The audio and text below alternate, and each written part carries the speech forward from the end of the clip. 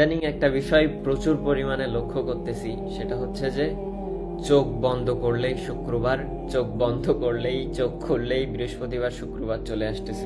এই কথা যে আমি একা বলতেছি বিষয়টা এমন না, অনেকের পোস্ট দেখলাম, বিষয়টা মোটেও কাকতালীয় না। আমি নিজেই অনুধাবন করতেছি কিভাবে কিভাবে যেন দিন কেটে যাচ্ছে। এই এখনো মনে আছে গত শুক্রবারে কখন নামাজে গেছিলাম, কি করতেছিলাম, দেখতে দেখতে কালকের দিন পর আবার শুক্রবার। তো মানে এই পরিমাণে যে সময় চলে যাচ্ছে আমাদের হাত থেকে দ্রুত, দিন শেষে একটা জিনিস মনে হয় যে আসলে নিজের জন্য বা আখিরাতের জন্য তেমন কিছু হয়তো বা আমরা করতেই পারলাম না। দুনিয়াবি চিন্তাধারা, এটা যাকেই বলি না কেন, আমি নিজেও দুনিয়াবি চিন্তাধারা বাদে আর কোনো কিছুই নেই। জানি না কি হবে, আল্লাহই ভালো জানে।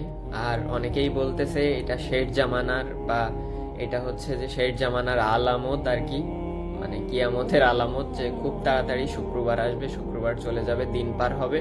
আসলেই হচ্ছে, মানে দিন কিভাবে যেন কেটে যাচ্ছে। সকালে আমি অফিসে যাই, দেন বিকালে আসি, এসে ঘোরাফেরা করে খাওয়া দাওয়া করে ঘুম, দেন হচ্ছে যে আবার একটা দিন শেষ ওইখানেই।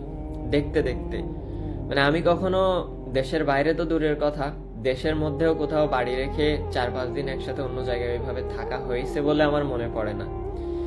তো দেখতে দেখতে কেমন 44 দিনের মতো কেটে গেল। মানে ভাবা যায় 44 দিন, আর শুক্রবারগুলো কিভাবে কিভাবে পার হচ্ছে।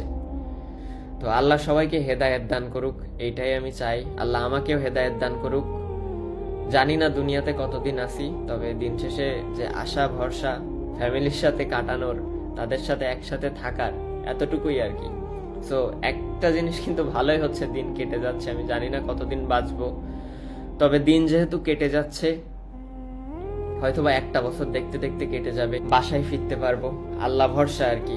আপনারা দোয়া কইরেন, আপনাদের জন্য দোয়া থাকলো।